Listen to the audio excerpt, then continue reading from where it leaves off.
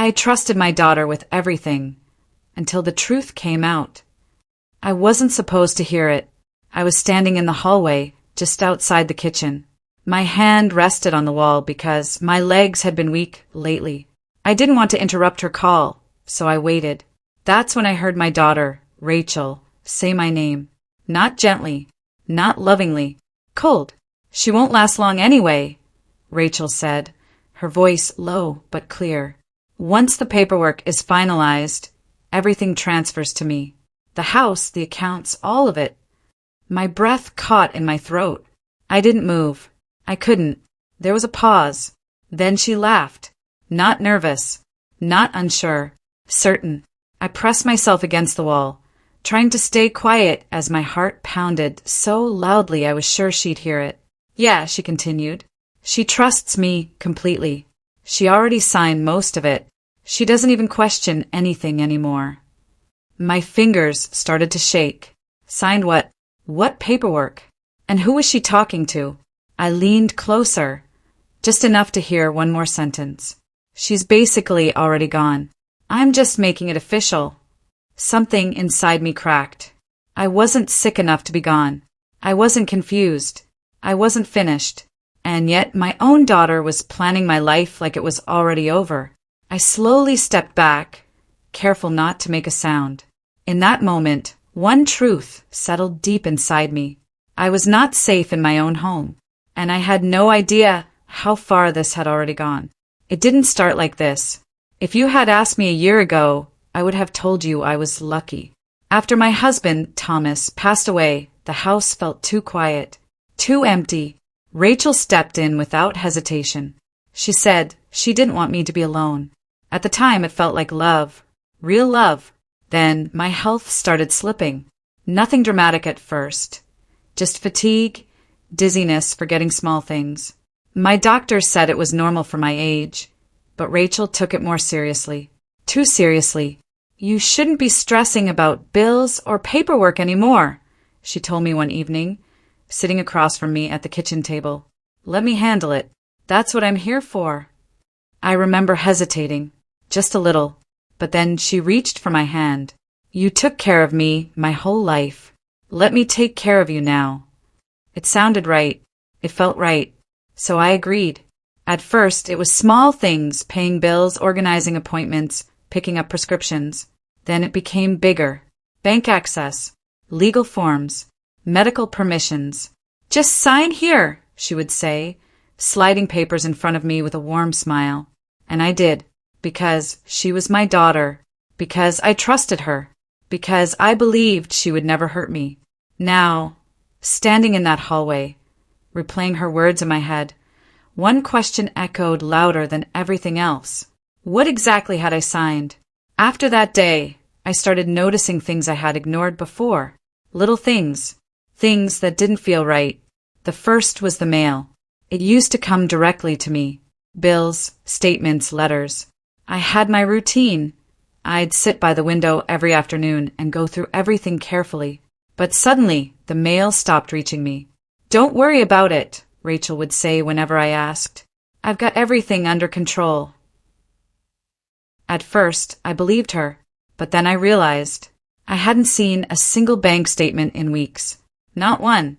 That night, I went to the kitchen after she had gone to bed.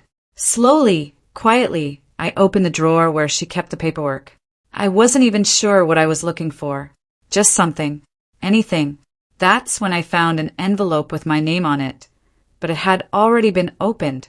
My hands trembled as I pulled the letter out. It was from my bank. I read the first line twice, then a third time. "This letter confirms the authorization of full account control to your appointed representative." My heart dropped. Representative? Who?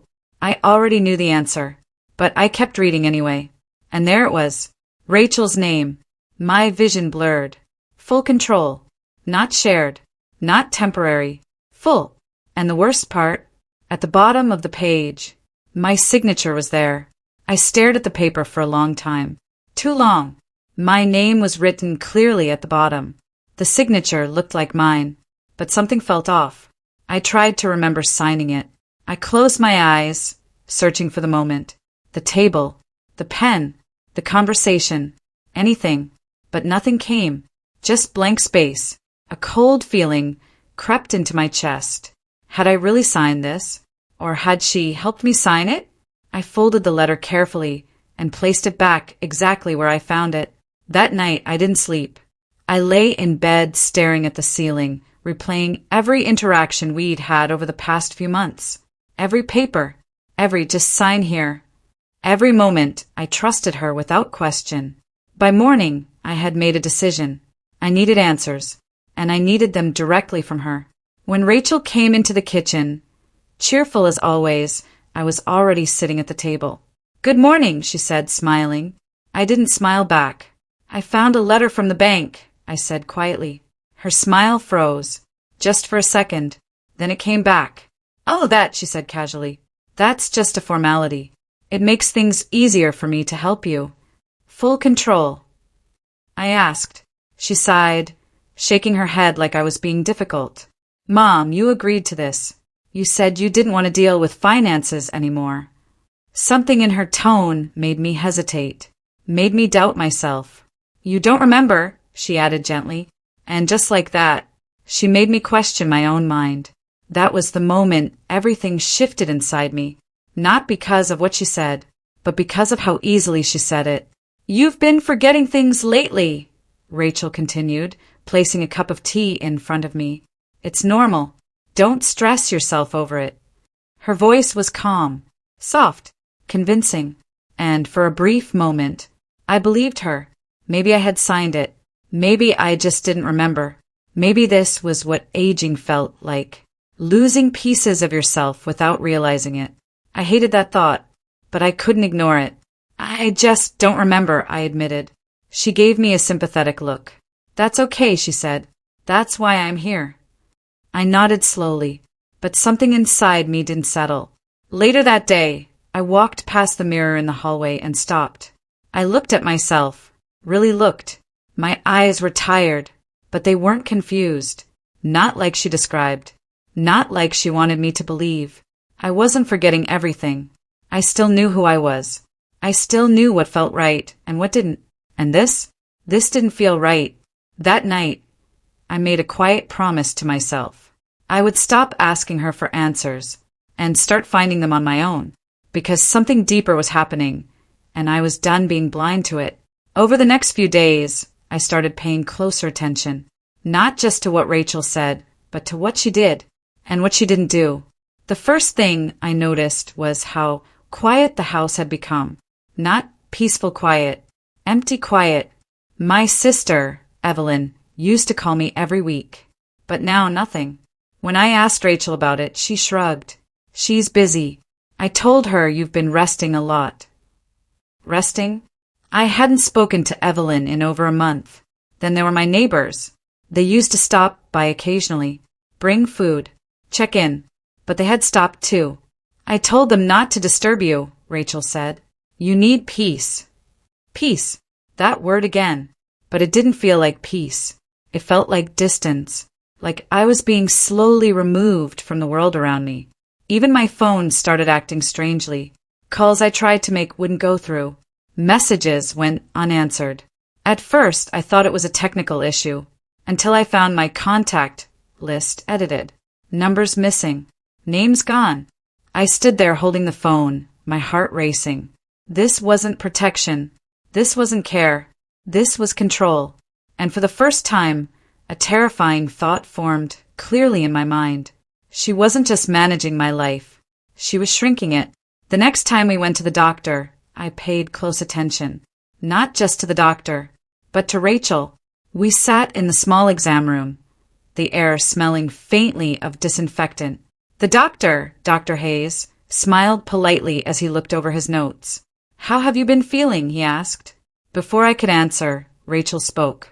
"She's been more forgetful lately," she said quickly, "and confused sometimes." I turned to her.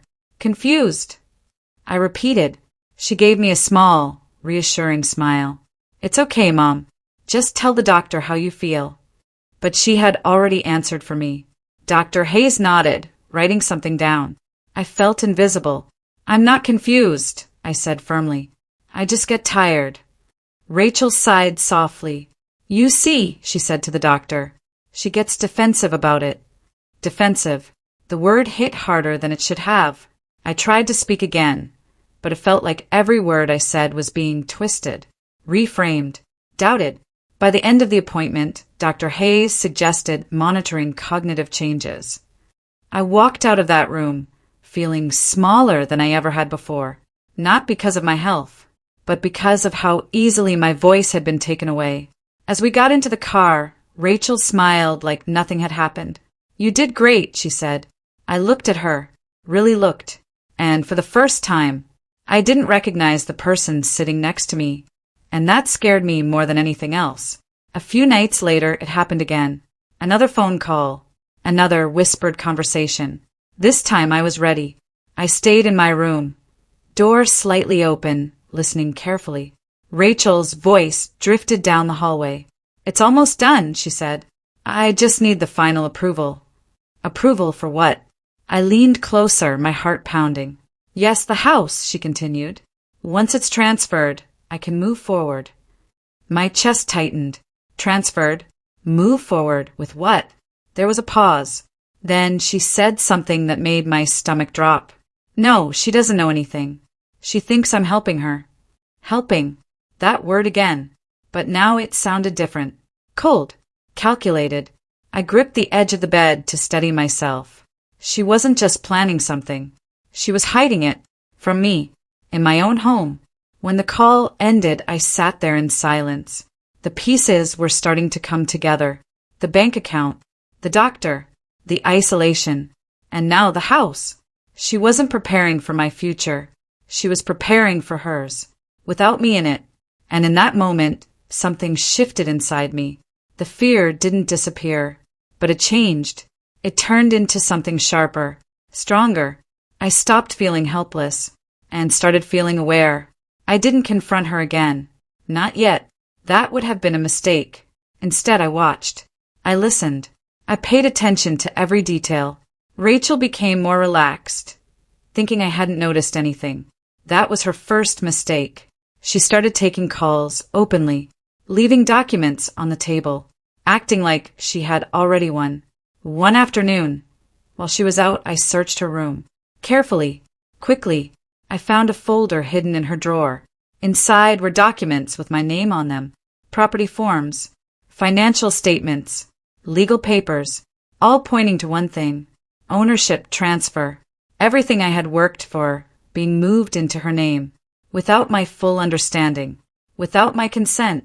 My hands shook as I flipped through the pages. Then I found something worse. A timeline, dates, steps, plans. This wasn't sudden. This had been building for months, maybe longer. I closed the folder, slowly, my mind racing. This wasn't confusion. This wasn't misunderstanding. This was deliberate. And now that I knew, I had a choice. Stay silent and lose everything, or act and risk everything. I took a deep breath and made my decision. I was done being her victim. That night, I waited until Rachel fell asleep. Then I went to the one place she hadn't checked. The old phone I kept hidden in my closet. It still worked. Barely, but it worked. I scrolled through the contacts. Most numbers were outdated, but one still mattered. My brother, Harold. We hadn't spoken in months. Not because we didn't care, but because Rachel had slowly cut that connection. My hands trembled as I dialed. It rang once, twice. Then he answered. Hello. I almost broke down hearing his voice. It's me, I whispered. There was a pause, then concern. Are you okay? No one had asked me that in a long time. I don't think so, I said. And for the first time, I told someone everything. The papers, the control, the conversations, the fear. He listened without interrupting, without doubting. When I finished, he spoke calmly. You're not imagining this, he said, and you're not alone. Relief flooded through me, but it didn't last long, because his next words changed everything. You need proof, he said. Real proof. Proof, not feelings, not suspicions. Evidence. And suddenly I understood. This wasn't just about confronting her. This was about protecting myself. Legally. Permanently. And that meant one thing. I had to start documenting everything. The next few days felt like living two lives. On the outside, I was the same. Quiet. Weak. Dependent. Exactly how Rachel saw me. But inside, I was paying attention to everything. I kept the old phone with me at all times, recording conversations when I could, taking photos of documents, writing down dates, times, details. Every small piece mattered. Every action she took became evidence. At first, I was terrified. My hands would shake every time I pressed record. But slowly, that fear turned into focus. Then one afternoon, I caught something important. Rachel was at the table, filling out a document. I stayed out of sight, watching. She signed my name. Not carefully, not hesitantly, confidently, like she had done it before. My heart pounded as I recorded everything. That was it. That was proof. Not confusion. Not consent. Forgery. Deliberate and clear. I stepped back, quietly, my mind racing. This wasn't just betrayal anymore. This was something bigger. Something serious. That night, I reviewed everything I had gathered. And for the first time, I felt something unexpected. Not fear. Not sadness. But strength. Because now, I wasn't just a victim anymore. I was building a case. A few days later, I found the answer to the question that had been haunting me. Why? Why would my own daughter do this? It wasn't just greed. It was something deeper. Something colder. I discovered it in her email. She had left her laptop open. Careless.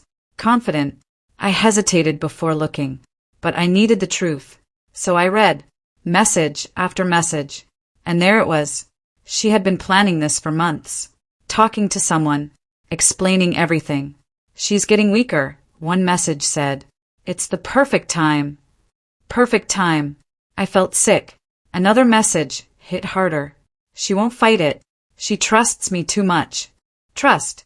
Used as a weapon. Then I saw the worst part. She's holding everything back from my life. Once it's mine, I can finally move forward. That was it. That was the truth. I wasn't her priority. I was her obstacle. Something standing between her and the life she wanted. And instead of building her own path, she chose to take mine. I closed the laptop, slowly, my chest heavy. This wasn't just betrayal. This was intentional, calculated. And now that I understood her motive, everything became clearer. But one question still remained. Who was helping her do this? I didn't have to wait long for the answer. The next call revealed everything. Rachel was in the living room again, speaking in hushed tones. But this time I recognized the name. Don't worry, Caleb, she said. Everything is under control. Caleb, the same name from the emails. I leaned closer, my pulse racing. Yes, the documents are ready, she continued. Once we finalize the transfer, there's nothing she can do. Nothing I can do. That's what she believed. That's what they both believed. I listened carefully as she spoke. Caleb wasn't just a friend. He was guiding her, advising her, telling her what steps to take, and pushing her to move faster. She's starting to ask questions, Rachel admitted, but I can handle it. Handle it, like I was a problem to manage. Not a mother, not a person. When the call ended, I stepped back into the shadows.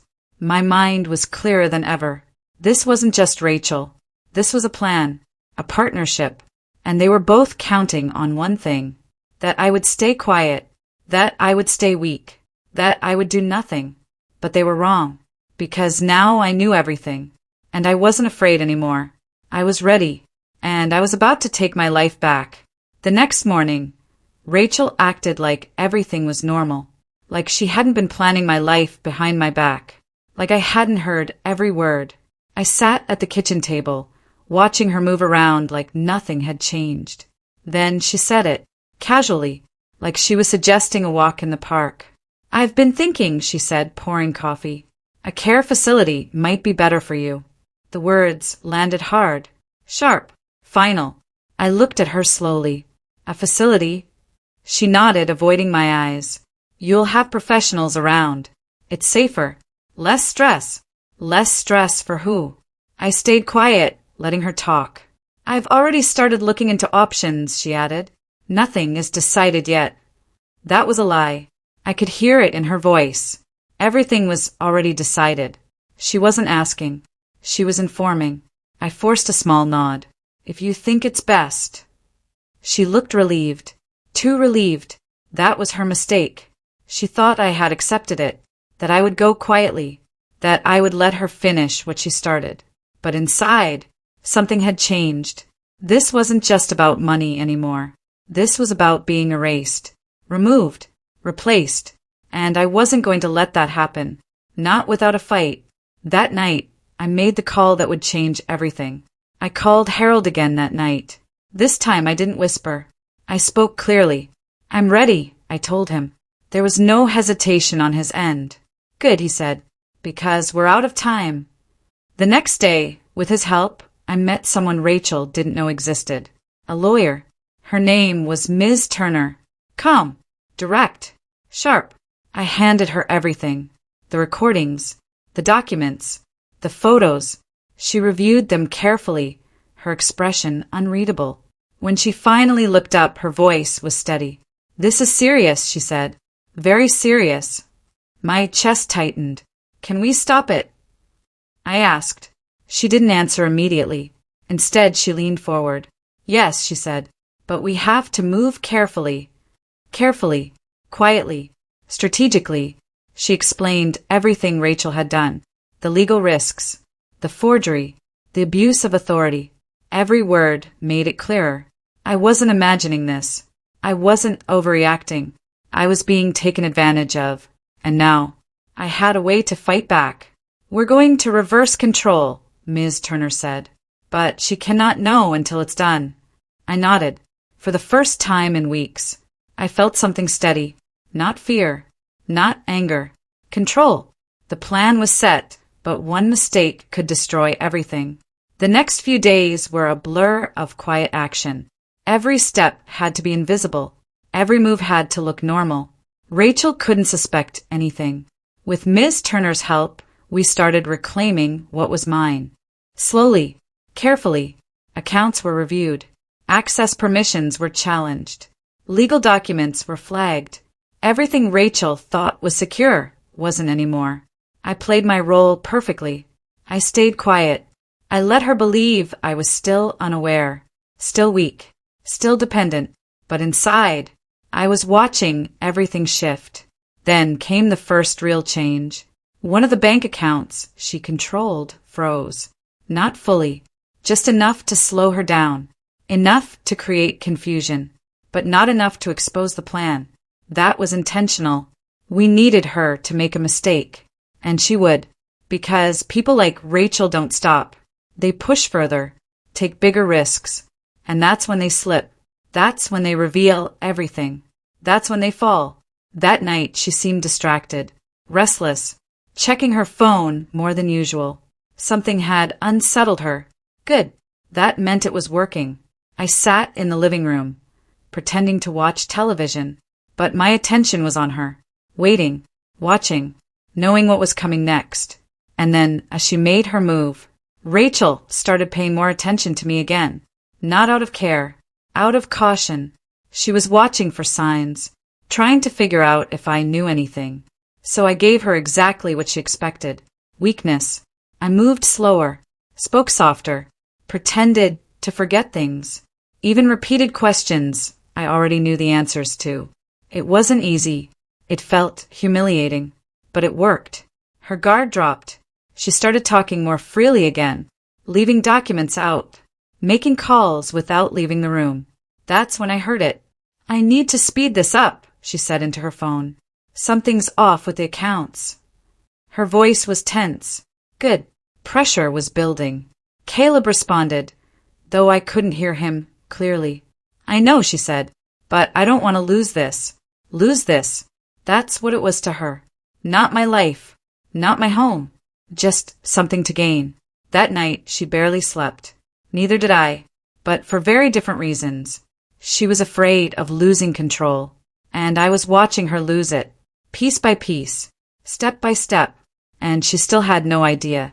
The next day, she made a move that exposed everything. It happened faster than I expected. Rachel tried to transfer a large amount of money. I didn't see it directly, but I saw her reaction. Panic. Real panic. She was in the kitchen, staring at her phone, her face pale. No, that's not right, she muttered. She tried again, and again. Each time her frustration grew. It's blocked, she whispered. Blocked. I stayed in the hallway, listening. This doesn't make sense, she said into the phone. I had full access. Had. That word mattered. Caleb must have said something because her tone changed. No, she doesn't know anything, she snapped. She couldn't. Couldn't. That's what she believed. That I wasn't capable. That I wasn't aware. That I wasn't watching. She ended the call abruptly. Then she turned, and for the first time, her eyes met mine with suspicion. Did you touch anything? She asked sharply. I shook my head slowly. No, I said softly. She stared at me for a long moment, trying to read me, trying to find something, but I gave her nothing. Just silence, just weakness, just exactly what she expected. Finally, she looked away, but I could see it now, clear as day. The control she thought she had was slipping, and she felt it. That night, she confronted me directly. She didn't wait long. That evening, she came into the living room, her expression tight. We need to talk, she said. I nodded slowly. Calm. Ready. She sat across from me, studying my face. There's something wrong with the accounts, she said, and I need to know if you've done anything. I held her gaze. No, I said simply. Her eyes narrowed. You're sure? I leaned forward slightly, and for the first time, I didn't look weak. I'm sure. Something shifted in her expression. Doubt, then irritation, then something closer to fear. I don't understand, she said, more to herself than to me. That was my moment. I took a slow breath and spoke clearly. I do. She froze. What? She asked. I understand what's happening, I said. Her face changed instantly. Mom, I think you're... I know about the accounts, I interrupted. The documents. The house. Silence filled the room. Heavy. Unavoidable. Her mouth opened slightly, then closed. For once, she had nothing to say. And then, I told her the one thing she never expected. I know about Caleb, I said. That did it. Her entire expression collapsed. Shock. Pure, undeniable shock. You what? She stammered. I know everything, I continued calmly. The calls, the emails, the plans. She shook her head quickly. No, that's not. I have proof, I said. That word hit her harder than anything else. Proof. She stood up suddenly, pacing. This is ridiculous, she said. You're confused. No, I replied. I'm not. I reached beside me and placed the phone on the table. Then I pressed play. Her voice filled the room. Clear. Unmistakable. She won't last long anyway. Her own words. Her own plan. Her own betrayal. She stopped moving. Completely still. Listening. Realizing. Understanding. When the recording ended, the silence was louder than anything before. You recorded me, she whispered. Yes. Her eyes filled with anger. You had no right. I had every right, I said firmly. That was the moment everything flipped. She wasn't in control anymore. She wasn't confident anymore. She wasn't ahead anymore. For the first time, she was losing, and she knew it, but she wasn't done fighting yet. Rachel tried to recover, to regain control, but it was slipping too fast. You don't understand, she said, her voice rising. I was helping you. Helping. That word again. But now it sounded desperate. By taking everything from me? I asked. I wasn't taking it, she insisted. I was securing it. For yourself. She hesitated, just for a second, but it was enough. You would have lost it anyway, she snapped. You're not capable of managing things anymore. There it was. The truth. Not concern. Not care. Control. Ownership. I trusted you, I said quietly. She looked away. You gave me that power, she replied. No, I said. I gave you trust. She didn't answer, because there was nothing left to say. At that moment, the door opened. Rachel turned sharply, and her face went pale, because standing there was Harold, and behind him, Ms. Turner. Rachel realized this wasn't just a family argument anymore. Rachel stepped back as they entered. What is this? She demanded. Ms. Turner spoke calmly. This is the point where everything changes. She laid out the documents on the table. Evidence, legal notices, formal actions. Rachel's eyes moved quickly across the pages. Confusion turned into panic. You can't do this, she said. We already have, Ms. Turner replied. She explained everything clearly. The revoked access, the frozen accounts, the legal review of all documents, the investigation into forgery. Each word stripped away another layer of Rachel's control. This is insane, Rachel said. She's being manipulated. No, Harold said firmly. She's finally being protected. Rachel looked at me, really looked at me. For the first time, she saw someone she didn't recognize, someone she couldn't control, someone she couldn't dismiss. You did this, she asked. I nodded. Yes. Her expression broke, because she understood. This wasn't temporary. This wasn't fixable. This was the end of everything she built. And then came the final loss. The days that followed moved quickly, faster than I expected. Everything Rachel had controlled disappeared. Access revoked. Accounts restricted. Legal consequences initiated. Caleb vanished. No calls. No messages. Nothing. He left her the moment things went wrong. Just like that. She was alone. The house changed too. Quiet again. But this time it felt different. Not empty. Clear. Rachel tried to speak to me several times. To explain. To justify. But I didn't respond the way she expected. I listened. Calm. Steady. Unmoved. Because I had already heard the truth. And no explanation could change it. One evening, she sat across from me again.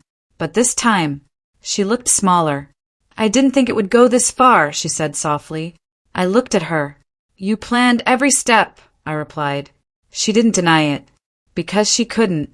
Everything she tried to take, she lost. Everything she built on lies collapsed. And now, she had nothing left to stand on. Then she asked a question I knew was coming. Can you forgive me? She asked. Her voice was quiet, uncertain, almost unfamiliar. I didn't answer right away. Not because I didn't know what to say, but because I wanted her to understand the weight of the question. Forgiveness wasn't simple. Not after this. Not after everything. I loved you, I said finally. Her eyes filled with tears. I still do. She looked up hopeful, but I continued. That doesn't mean I trust you. Her expression fell. You broke something that doesn't come back easily. She nodded slowly. I know, she whispered. I took a deep breath. You will face the consequences of what you did, I said. But what happens after that is up to you. I stood up. For the first time in a long time, I felt steady, strong, in control of my own life again. This wasn't revenge. Not in the way people think. This was something deeper. This was reclaiming what was mine. My voice, my choices, my future. And no one, not even my own daughter, would take that from me again. But the final lesson wasn't just for her. If you've made it this far, there's something you need to understand. Trust is powerful, but it can also be dangerous when given without question. I trusted my daughter with everything. My home, my finances, my future. And she used that trust against me. Not because she was forced, but because she chose to. That's the truth people don't like to talk about. Sometimes the people closest to you are the ones who hurt you the most. But here's the other truth. You are not powerless, even when you feel weak, even when you feel alone, even when everything seems out of your control. You can still act. You can still stand up. You can still take your life back. I didn't win because I was stronger. I won because I refused to stay silent, because I chose to see the truth, because I acted when it mattered. And in the end, that made all the difference. So if you're ever in a situation where something doesn't feel right, don't ignore it, don't doubt yourself, and don't give up your voice, because sometimes the strongest thing you can do is fight for your own life.